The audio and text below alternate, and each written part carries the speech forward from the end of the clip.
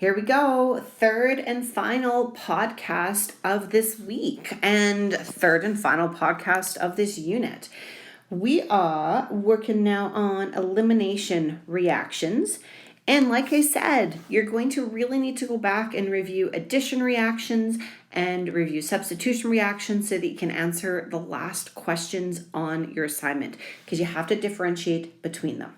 Okay, with elimination reactions, the key difference here is even though you are often getting two products, you are now going where there were no double bonds, it was all single bonds, to where a double bond is formed. So it's not exactly opposite of addition, but there's certainly an element of that, right? It feels a little bit opposite of addition. So if you can keep that in the back of your head, that will help you with your identification of these particular elimination reactions. Once again, we have a circumstance where we have a catalyst, which I'll talk to you in about a moment.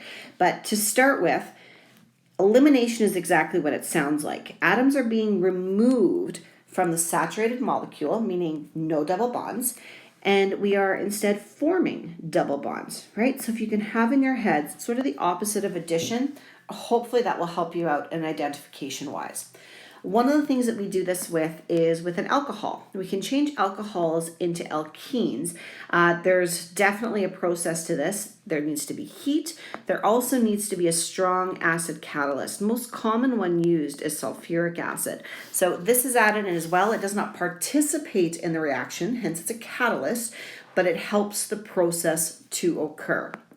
Recognize where once there was a single bond, there will now be a double bond. What was saturated becomes unsaturated. And I put in red here the hydroxyl group and the hydrogen. Those are the two things that are removed. And kind of interesting that, of course, they come together to form water. So one of the products of elimination reactions is going to be water. And honestly, that's something you can look for distinctively along the way. Now, be careful. Substitution reactions will produce water too, so that's not a guaranteed identifier, but it's still helpful. Similarly, with our other reaction types, you certainly could get isomers. If you do, they have to be listed, named, drawn, the same expectations. Okay, let's get right into it. We're starting with a singular alcohol. And this is a good hint too, that it's elimination. One thing to start. With addition reactions, you always had two reactants. With substitution reactions, you always had two reactants. Well, if you see a single reactant, you can be rest assured this is going to be elimination. Let's draw it to start. And I'm going to really draw these out in full form so you can see what's happening. We've got 4 carbons that are all bonded together.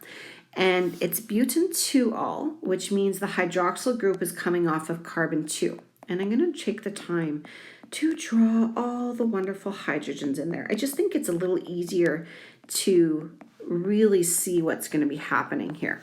Okay, we're eliminating something from 2 carbons side by side in order to create a double bond there. All right, now scenario 1 is I could eliminate from here and here. I got to include the hydroxyl group in it, right? Because we're taking off the hydroxyl group. It will no longer be an alcohol. Option 2, ding, ding, ding, isomers, is we take off the hydroxyl group and then going the other way to the carbon going to the right. You see this? 2 options. Okay. Draw our arrow, specify the catalyst because alcohols require the acid catalyzation. Scenario 1 with red, the double bond is going to form between carbons 1 and carbon 2. One of the hydrogens is gone. It's not CH3, it is now CH2. That hydroxyl group is gone. The single carbon is still there. And then the next 2 are just as they were, CH2, CH3. All right, there's our red scenario. Let's do the green scenario. Green scenario, the first carbon stays as it is, CH3. The second carbon loses that hydroxyl group. So now it is CH. The double bond this time is going to form between carbon 2 to carbon 3. So that makes the third one going from left to right, CH, and then CH3 on the end. We have two scenarios. Now remember, regardless if you go the red isomer or the green isomer, a hydrogen and a hydroxyl were removed, which means we also have water, HOH. Okay, let's start naming these things. Water I'll do straight up because there it is. Now, we always number the carbons to make sure that the double bond in this case, not a triple bond, double, is on the lowest possible carbon, which means we would say, hey, it's coming off of carbon 1, right? So there's our numbering. This will be bute, dash, put the 1 to show the location, dash, and then with the ene, to specify the double bond. With the next scenario, the green one, it doesn't matter which way we go for numbering, it's going to come off of carbon 2 regardless, which is good. That's the lowest number possible for this one. This is bute 2 ene. Done and done. There are our two isomers that we could get and the definite product of water. Elimination, guys. We go from a situation where there was only single bonds to making double bonds. Think opposite of addition. Okay, let's do another one. Very similar, but we're not going to do butane 2-ol. We're going to do butane 1-ol, okay? And there's a distinct difference that occurs here from an isomer perspective. I'm going to draw out the whole thing again, just so you can distinctively see everything that's occurring, okay? Drawing all the hydrogens. I get tired of drawing hydrogens. Okay, there we go. Okay. So remember, we have to take off the hydroxyl group. That's a guarantee. That means it has to remove an atom from the carbon right beside it, which in this case is, of course, going to be a hydrogen. Now, there's no other carbon beside this functional group. So ultimately, that means that is my only option for a product. We do not end up with isomers in this case. Make sure you write down the acid catalyst, H2SO4 above the arrow. So we have CH2 because that hydroxyl came off, double bond. We have CH because the hydrogen came off, CH2, CH3. Hydrogen and hydroxyl are removed, thus water is also a product. Water, the name of this one is bute-1-ene. Done and done. All right.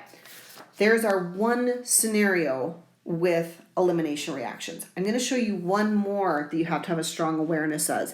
So this is a little bit of a twist. We don't have a single reactant this time. Instead, we're going to react alkyl halides, right? So a hydrocarbon with a halogen, and it's still being converted into an alkene. That's key. That's going to be what you look for to help identify this, okay? But the other big thing that's super helpful is you're reacting with a strong base. Strong bases, guys, if you think back to Chem 20, and I know it's been a while, are any bases with hydroxide. I'm not talking about hydroxyl right now, right? Hydroxide. So if you have hydroxide, most common one would be potassium hydroxide. We could use sodium hydroxide, of course, too. But if you see that reacting with a hydrocarbon, your main should go ding, ding, ding. This is going to be elimination. Out of all the reactions that we're doing right now, I'd say this is probably the one that's the most challenging, okay? Now, what's going to happen then is you are going to eliminate still two things, right? So we're still taking off a hydrogen. This time it's not an alcohol, so we're not taking off hydroxyl. We're taking hydrogen and the halogen, iodine. Now, notice the coloring. This is done purposefully because what's going to happen is this hydrogen is going to combine with the hydroxyl to make one product. And then this iodine is going to combine with the potassium to make another product. This is the distinct difference. We end up with 1, 2, 3 products with this type of elimination. It's the first time that's happened, okay? With addition, we end up with one product. With substitution, we get 2 products. With elimination, previously we were getting 2 products, but with this scenario, with a strong base, 3 products. Still a double bond that's formed. That doesn't change, but that's key. Could you get isomers? Sure, absolutely. Let's check it out.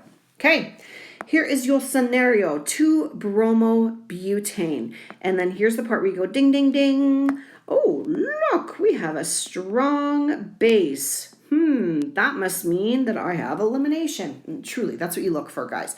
There's no other catalyst required. The strong base will make sure that a reaction happens, but elimination is happening. Notice we have, and I'm going to draw this out in full again so you can really see what's happening.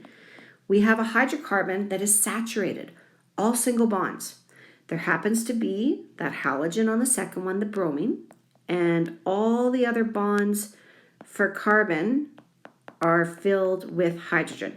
Like I said before, it is saturated.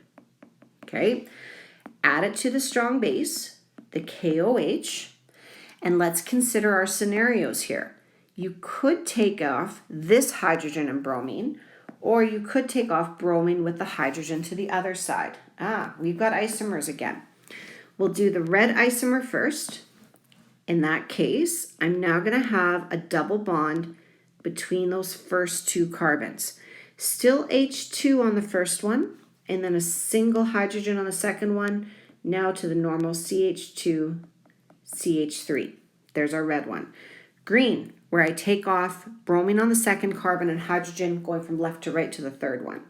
This one will look like CH3, CH, double bond, CH, CH3. Two distinct different products. The double bond is a different spot. Now we've got other products. Don't forget about this. We're going to form water. That hydrogen is going to come off and go with the hydroxide of the potassium hydroxide. The bromine is going to come off and join with the potassium to make an ionic compound, KBr. So name those water and potassium bromide. And then make sure that your isomers are named. Specify where that double bond is. But-1-ene. And for the one below, this is going to be but-2-ene.